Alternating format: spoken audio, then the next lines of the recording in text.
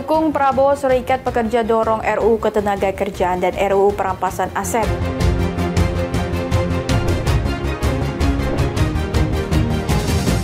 Objek wisata suku Baduy ramai dikunjungi wisatawan.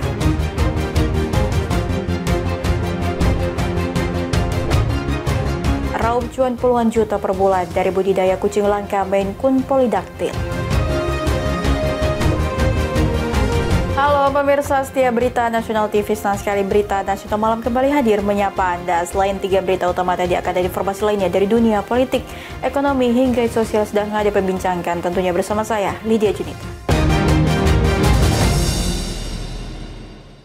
Kita langsung ke informasi utama. Pemirsa, Presiden Prabowo Subianto mendapat dukungan penuh dari perwakilan Serikat Pekerja dalam pertemuan di Istana Negara. Buruh menyampaikan isu strategis serta mendorong percepatan pembahasan RUU Perampasan Aset dan RUU Ketenagakerjaan. Baik teman-teman sekalian, kami 4 Presiden Buruh, saya bersama Bung Iqbal, Bung Jumur Hidayat, bersama perwakilan Serikat Pekerja menyampaikan dukungan penuh sekaligus sejumlah isu strategis terkait nasib buruh dan pekerja di Indonesia. Dalam pertemuan silaturahmi bersama Presiden Prabowo Subianto di Istana Negara Jakarta pada Senin 1 September 2025. Pertemuan yang berlangsung sejak sore hingga malam itu membahas RUU Ketenagakerjaan, RUU Perampasan Aset hingga reformasi pajak. Presiden Konfederasi Serikat Pekerja Seluruh Indonesia atau KSPSI, Andi Gani Nenawea, menegaskan bahwa buruh siap berdiri di samping Presiden Prabowo Subianto. Dukungan tersebut diiringi komitmen untuk mendukung demonstrasi damai, namun menolak segala bentuk aksi anarkis yang dapat mengganggu stabilitas bangsa. Presiden Prabowo juga menyampaikan komitmen untuk menjaga ruang demokrasi dan mempercepat pembahasan rancangan undang-undang yang menjadi perhatian buruh. Pembahasan RUU Perampasan Aset dan RUU Ketenagakerjaan diharapkan segera dilakukan oleh DPR dan seluruh fraksi partai politik. Karena itu, Presiden berjanji ruang demokrasi tetap terjaga. Dan beliau berjanji yang pertama, RUU Perampasan Aset segera dibahas dan juga RUU Ketenagakerjaan yang diminta oleh buruh. Beliau minta kepada Ketua DPR untuk langsung segera dibahas segera. Presiden Konfederasi Serikat Pekerja Indonesia atau KSPI, Said Iqbal menegaskan bahwa demonstrasi harus tetap diberi ruang sebagai saluran aspirasi masyarakat kecil. Namun demonstrasi harus dilakukan secara konstitusional, damai dan anti kekerasan, sebuah pandangan yang juga disetujui oleh Presiden Prabowo Subianto. Dan orang-orang kecil untuk menyampaikan aspirasi ketika lembaga-lembaga formal tanda petik ya, lambat atau tidak mau mendengar apa yang menjadi aspirasi kelompok bawah. Tentu demonstrasi ini harus konstruktif, konstitusional, anti kekerasan dan tidak boleh anarkis. Ajeng Tiara, Galuh Anggara, Berita Nasional TV. Tegaskan kami bukan berada di belakang Presiden. Pemirsa, Menteri Energi dan Sumber Daya Mineral Bahlil Lahadalia menegaskan tidak ada kelangkaan BBM di SPBU swasta. Ia menyebut kuota impor untuk perusahaan swasta sudah ditambah. Tokoh-tokoh agama. Menteri Energi dan Sumber Daya Mineral Bahlil Lahadalia menegaskan tidak ada kelangkaan BBM di SPBU swasta. Menurutnya perusahaan swasta sudah mendapatkan kuota impor yang sama seperti tahun 2024, bahkan ditambah sebesar 10% untuk tahun ini. Bahlil mengungkapkan cadangan BBM nasional saat ini masih tersedia. Jika perusahaan swasta menginginkan penambahan kuota, mereka dipersilahkan untuk melakukan kerjasama secara business to business atau B2B dengan Pertamina. Untuk ketersediaan BBM nasional kita, untuk swasta, kita itu memberikan kuota impor itu seperti 2024 contoh 1 juta. Di 2025 kita berikan tambah 10%, jadi 1.100.000 itu contoh ya. Jadi kuota impornya itu diberikan 100% di 2024 ditambah dengan 10%. Jadi lebih dari target tahun sebelumnya. Jadi nggak ada yang menjadi kelangkaan. Namun mereka meminta tambah. Tapi kalau minta tambah, saya katakan bahwa persediaan nasional kita kan masih ada. Jadi bisa dilakukan kolaborasi B2B dengan persediaan nasional ya. Meski demikian, sejumlah jaringan SPBU swasta seperti Shell, Vivo, dan BP AKR, terutama di wilayah Jakarta, dilaporkan tidak menjual beberapa jenis BBM premium sejak minggu lalu untuk waktu yang belum ditentukan. Ajeng Tiara, Galuh Anggara, Berita Nasional TV. Patroli skala besar digelar TNI Angkatan Darat dengan menyisir sejumlah ruas jalan di ibu kota pada Senin malam. Patroli dilakukan guna menjaga stabilitas, keamanan, dan ketertiban pasca aksi kericuhan yang terjadi beberapa hari terakhir. Patroli skala besar digelar TNI Angkatan Darat pada Senin malam, dimulai dari kawasan Monumen Nasional. TNI Angkatan Darat menyisir sejumlah ruas jalan di ibu kota seperti kawasan Ring 1 di sepanjang Jalan Medan Merdeka hingga ruas jalan di wilayah Jakarta lainnya. Patroli dilakukan guna menjaga stabilitas, keamanan, dan ketertiban pasca aksi kericuhan yang terjadi beberapa hari terakhir. Tak hanya menggelar patroli di jalan raya, petugas juga sempat menyambangi para warga yang tengah beraktivitas. Mereka pun menyambut baik adanya patroli ini demi terciptanya rasa aman dan nyaman di ibu kota. Komandan Yonif TP 843 Mayor Infanteri Abraham Prihadi menyebut patroli kali ini merupakan hari kedua setelah pada hari Minggu kemarin juga dilaksanakan. Ia menambahkan patroli digelar selama 3 hari dalam sehari dengan rute yang bervariasi. Ya, kegiatan untuk hari ini, tadi malam kita sudah melaksanakan patroli. Kemudian memang sesuai dengan perintah dari Bapak Panglima TNI, Bapak Kasat dengan Bapak Pangdam Jaya, kita melaksanakan patroli untuk menjaga stabilitas, keamanan, dan ketertiban masyarakat. Kegiatan ini juga sudah berlangsung dari kemarin, kemudian kita melaksanakan intensif dari hari kemarin. Setiap hari kita melaksanakan selama 3 kali. Rute patroli juga bervariasi, kemudian rutenya juga tidak kita laksanakan secara rutin, artinya tidak sama. Kemudian kita harapkan juga menjaga stabilitas keamanan sehingga mencegah aksi-aksi yang memang anarkis yang sampai sudah berlangsung. Patroli akan terus dilakukan hingga situasi di ibu kota benar-benar aman dan kondusif. Dio Malau, Berita Nasional TV. Kita ke informasi lain, pemirsa. Gubernur Jakarta Pramono Anung memastikan kondisi Jakarta hari ini sudah berangsur membaik. Aktivitas perekonomian, pendidikan, dan juga transportasi di Jakarta sudah berangsur normal.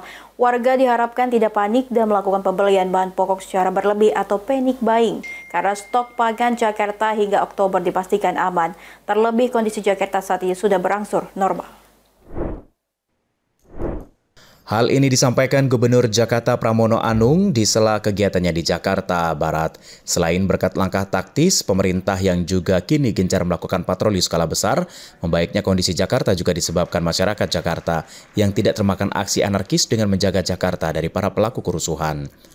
Meski masih ada beberapa fasilitas umum yang rusak seperti halte bus Transjakarta di Senen, Jakarta Pusat, namun kondisi transportasi, perekonomian, dan aktivitas pendidikan sudah mulai berangsur normal. Untuk mempermudah aktivitas warganya, Pramono telah meminta kepada seluruh jajaran agar aktivitas transportasi kembali normal pada hari ini tanpa pungutan biaya atau gratis khusus angkutan bus Transjakarta. Selain itu, Pramono juga menghimbau agar para warga juga tidak melakukan panic buying atau pembelian secara berlebihan karena Pemprov Jakarta menjamin stok kebutuhan pangan aman hingga akhir Oktober mendatang. Terlebih kondisi Jakarta juga sudah berangsur membaik dan normal.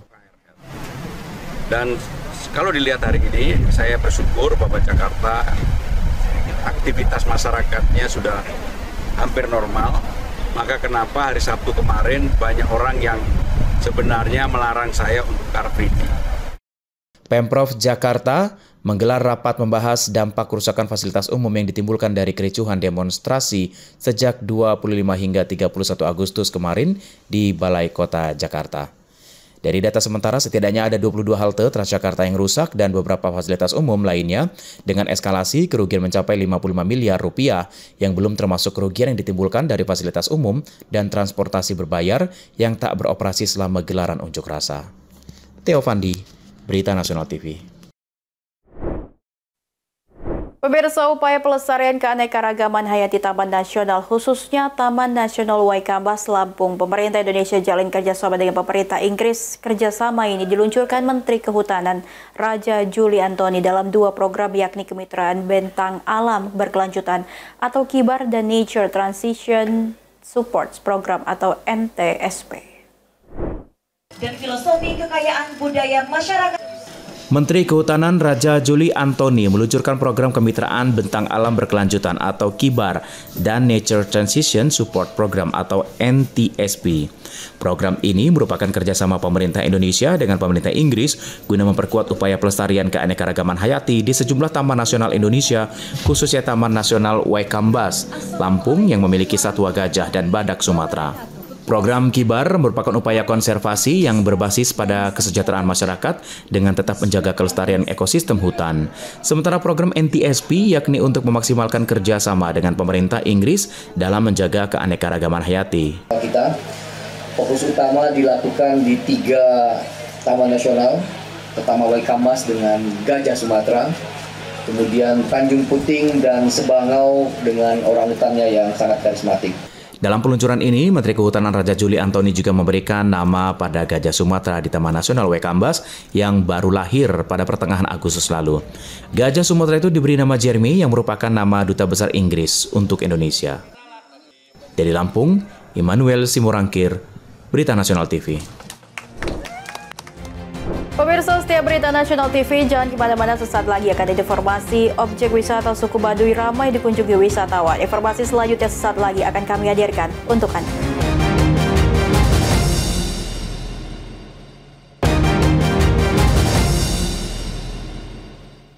Terima kasih Anda kembali bersama kami di Berita Nasional Malam. Pemirsa, objek wisata di dalam negeri kini ramai dikunjungi para wisatawan. Salah satunya adalah objek wisata adat suku Baduy yang di Desa Kanekes, Kabupaten Lebak, Banten.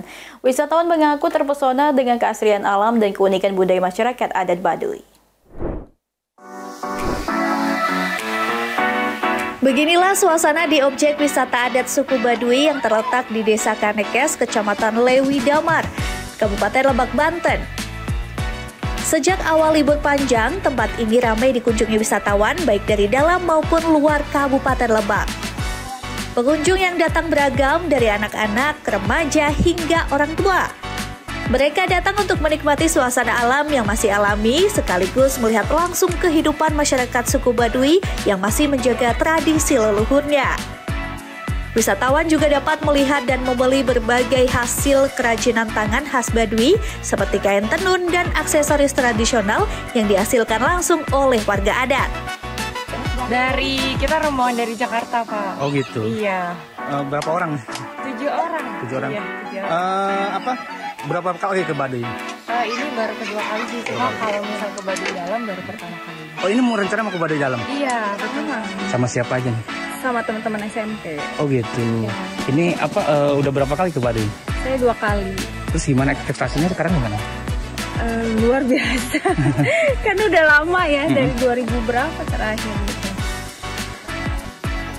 Objek wisata suku Baduy menjadi salah satu destinasi favorit di Banten yang menawarkan pengalaman berwisata budaya sekaligus edukasi. Pemerintah daerah sendiri terus melakukan pendampingan dan pembinaan agar potensi pariwisata berbasis kearifan lokal ini terjaga dan memberikan manfaat bagi masyarakat. Pariwisata suku Baduy menjadi salah satu pilihan liburan alternatif yang memberikan pengalaman berbeda dengan suasana alam yang asri dan keunikan budaya yang masih otentik. Dari Lebak, Banten, Firman Arif, Berita Nasional TV. Kepolisian Republik Indonesia mengusut seluruh aksi pengerusakan hingga penjarahan di sejumlah rumah anggota DPR RI, termasuk salah satu terhadap rumah milik Eko Hendro Purnomo alias Eko Patrio. Rumah anggota DPR RI anggota fraksi PAN Eko Hendro Purnomo alias Eko Patrio diterobos massa. Sejumlah barang pribadi juga dijarah oleh massa serta sejumlah bagian sudut rumah Eko Patrio mengalami kerusakan parah. Kapolres Jakarta Selatan Kombes Pol Nicholas Ari Lilipali di Jakarta berbekal laporan tipe A atau laporan resmi yang dibuat anggota Polri atas tindakan anarkisme dari sekelompok orang yang merusak hingga merampas barang di dalam rumah milik anggota DPR RI, fraksi PAN, Eko Hendro Purnomo alias Eko Patrio pada Sabtu malam lalu. Penyidik dari Satreskrim Polres Jakarta Selatan mengusut dan menangkap para pelaku yang terlibat dalam aksi anarkisme tersebut. Saat ini, penyelidikan tengah dilakukan dengan memeriksa sejumlah saksi dan memeriksa CCTV, baik di dalam rumah maupun di sekitar kediaman milik Eko yang berada di Jalan Karangasem 1, Kuningan, Jakarta Selatan. Kami akan mengungkap para pelakunya atau dalam pencarian. Berarti akan diusut ya Pak ya, pasti ya? Kita sudah tangani, kita buat laporan polisi model A. Tim Liputan, Berita Nasional TV. Pemirsa, personel Polresta Bandara Soekarno-Hatta bersama TNI menggelar patroli skala besar dan menyisir area terminal bandara pada Minggu malam. Personel Polresta Bandara Suta bersama TNI menggelar patroli skala besar untuk menyisir area Terminal 1, 2, dan 3, serta perimeter utara, selatan, juga wilayah TOD Bandara Soekarno-Hatta. Patroli gabungan tersebut digelar untuk memastikan objek vital di Bandara Soekarno-Hatta aman dan kondusif dari segala gangguan apapun. Menurut Kapolresta Bandara Suta, Kombes Pol Ronald FC Sipayung mengatakan, patroli gabungan skala besar ini untuk menciptakan rasa aman dan nyaman bagi pengguna jasa penerbangan serta masyarakat yang beraktivitas di Bandara Soekarno-Hatta. Situasi di Bandara Soekarno-Hatta hingga saat ini dipastikan aman dan kondusif. Pihaknya pun meminta masyarakat untuk tidak khawatir jika hendak beraktivitas di bandara internasional tersebut. Kita memastikan Bandara Soekarno-Hatta sebagai pintu gerbang bangsa dan negara ini supaya senantiasa aman dan kondusif. Untuk itu kami menghimbau kepada warga masyarakat untuk senantiasa menjaga ketertiban, keamanan di Bandara Soekarno-Hatta, di mana objek vital nasional ini ada ketentuan-ketentuan yang harus kita patuhi bersama, seperti dilarang atau tidak boleh melaksanakan kegiatan demonstrasi. Masyarakat diimbau untuk tetap tenang di tengah situasi yang akhir-akhir ini terjadi. Dia menegaskan bahwa negara melalui TNI Polri hadir untuk melindungi rakyat Indonesia. Seluruh elemen masyarakat juga diajak untuk bersama-sama menciptakan Kamtibmas kondusif dan tidak mudah terprovokasi dengan informasi yang belum tentu kebenarannya. Dari Tangerang, Banten, Mujib Latumairisa, Berita Nasional TV. Pemirsa, untuk meningkatkan kesiapsiagaan menghadapi potensi bencana alam di wilayah Bali dan Nusa Tenggara, Kodam 9 Udayana menggelar apel kesiapsiagaan Batalion Komposit Pasukan Reaksi Cepat Penanggulangan Bencana atau PRCPB yang berlangsung di lapangan Kipan Ayonif 900 SBW, Kelurahan Tuban, Kuta Badung, dipimpin langsung oleh Panglima Komando Gabungan Wilayah Pertahanan atau Pangkogap Wilhan II, Marsdia TNI M. Hairil Lubis. Batalion Komposit PRCPB memiliki peran penting sebagai garda terdepan yang siap digerakkan saat dibutuhkan dengan reaksi cepat, tanggap darurat, serta sinergi lintas instansi. Batalion Komposit Pasukan Reaksi Cepat Penanggulangan Bencana atau PRCPB merupakan gabungan dari personil TNI dari 3 matra, personil Polri, ditambah instansi terkait seperti BPBD, Basarnas, BMKG, Damkar, serta PUPR. Batalion ini juga dilengkapi unit pendukung seperti tim medis, trauma healing, komunikasi, logistik, hingga menyiagakan pengoperasian drone. Panglima Komando Gabungan Wilayah Pertahanan atau Pangkogap Wilhan II, Marsdia TNI M. Hairil Lubis menegaskan apel ini merupakan wujud nyata komitmen Kodam 9 Udayana bersama stakeholder terkait dalam menghadapi ancaman bencana. Batalion Komposit PRCPB memiliki peran penting sebagai garda terdepan yang siap digunakan setiap saat ketika dibutuhkan dengan reaksi cepat, tanggap darurat, serta sinergi lintas instansi. Provinsi Bali dan Nusa Tenggara merupakan bagian dari wilayah tugas Kogab Wilhan II yang memiliki kerawanan bencana cukup tinggi, meliputi gempa bumi, tsunami, gunung meletus, tanah longsor, banjir bandang, hingga kebakaran hutan dan lahan. Selain itu, ancaman non-alam seperti isu sosial kemasyarakatan dan penanganan sampah juga membutuhkan perhatian serius serta langkah strategis yang terukur. Menyesuaikan kondisi di lapangan, ini adalah sebagian yang kita perlihatkan.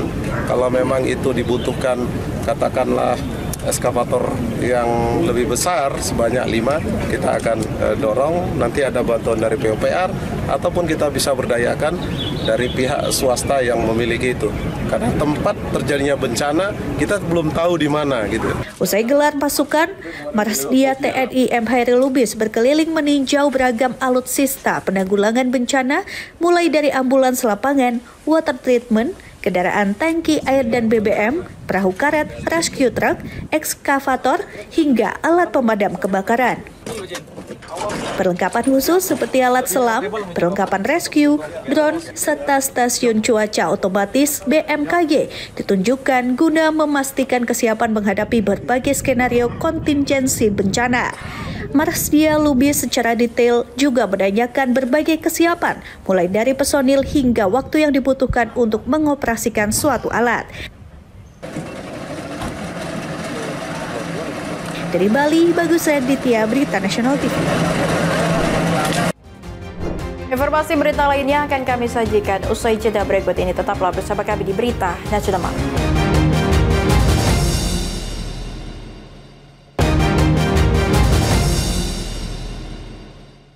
Anda kembali bersama kami tentunya pemirsa. Hewan peliharaan kini bukan sekedar jadi pelengkap keseharian di rumah, tetapi juga bisa menghasilkan cuan yang menggiurkan bila ditekuni dengan sungguh-sungguh dan penuh keyakinan. Seperti yang dilakukan oleh salah seorang breeder di Bali yang sejak beberapa tahun terakhir fokus mengembangkan salah satu jenis kucing langka di dunia, yaitu kucing jenis Maine Coon polydactyl, yang selama ini juga dikenal sebagai salah satu jenis kucing raksasa atau giant cat, dengan tinggi tubuh kucing bisa mencapai 1 meter. Bagi sebagian orang, kucing menjadi salah satu hewan peliharaan favorit. Tidak hanya menggemaskan dengan kelincahan dan tingkah polanya yang lucu, tetapi juga keisengannya. Di Indonesia cukup banyak kucing ras yang kerap dipelihara, namun hanya sedikit yang memelihara jenis Maine Coon. Salah satu dari beberapa kucing ras yang paling populer di dunia dengan ciri khas ukuran tubuhnya yang cukup besar dibanding jenis kucing lainnya. Di Kuta Utara, Badung, Bali, salah seorang breeder menyulap bagian rumahnya menjadi lahan bagi ternak kucing Maine Coon. Berawal dari sepasang kucing Maine Coon yang dibeli untuk indukan, ternyata mampu berkembang menghasilkan puluhan kucing Maine Coon dalam berbagai jenis. Tingginya minat wisatawan, warga lokal maupun ekspatriat untuk mengadopsi kucing Maine Coon lantaran kucing jenis ini sangat jarang ditemui. Uniknya, kucing-kucing Maine Coon dikembangkan bukanlah kucing Maine Coon biasa, melainkan Maine Coon polydactyl dengan jumlah jari kaki lebih dari 5 atau mulai dari 6 hingga di atas 20-an. Bukan hanya ukuran tubuhnya yang besar, dengan tinggi tubuh kucing bisa mencapai 1 meter, kucing Maine Coon juga memiliki sejumlah keunikan karakteristik yang berbeda dengan kucing rumahan, seperti bentuk wajah yang mirip seperti singa, bulu yang lebat, hingga ekornya yang panjang. Agar aman saat diajak berinteraksi, kucing Maine Coon wajib mendapat perawatan berkala, mulai dari memandikan minimal 2 hari sekali, pengeringan bulu menggunakan alat khusus, hingga rutin melakukan pembersihan pada bagian sensitif kucing guna mencegah munculnya penyakit jamur dan bakteri. Dengan perawatan intensif, tidak mengherankan biaya adopsi per satu kucing nilainya fantastis, mulai dari belasan juta rupiah hingga puluhan juta rupiah. Dulu saya pernah yang kucing lokal itu, baru saya lihat kucingnya ini, wah kayaknya mantap banget nih. Dia dari segi postur muka dia lebih kayak gimana ya, keliar-liaran gitu loh, tapi dia manja banget. Terus kalau yang saya baca-baca gitu dan saya alami, karena kalau polydactyl itu dia udah besar, nanti jadi badannya lebih besar. Terus yang katanya yang aku baca itu dia bisa mengambil mangsanya itu lebih cepat, lebih bagus gitu. Tingginya permintaan konsumen membuat breeder mampu meraup omset hingga puluhan juta per bulan. Meski permintaan konsumen cukup tinggi, khususnya berasal dari luar negeri, sayangnya hingga kini belum ada agensi memahami tentang proses pengiriman hewan ke luar negeri dengan aman. Sehingga untuk sementara fokus pengiriman hanya diperuntukkan untuk memenuhi permintaan pecinta kucing di dalam negeri. Untuk menghindari stres dan kucing pintar bersosialisasi, puluhan Maine Coon ini secara berkala juga diajak bermain di salah satu cat cafe di kawasan Canggu, Kuta Utara. Dari Bali, Bagus Raditya, Berita Nasional TV melaporkan. Pemirsa, demikian Berita Nasional Malam telah menemani Anda. Selidi Junita beserta kru bertugas pamit undur diri. Selamat malam dan selamat beristirahat.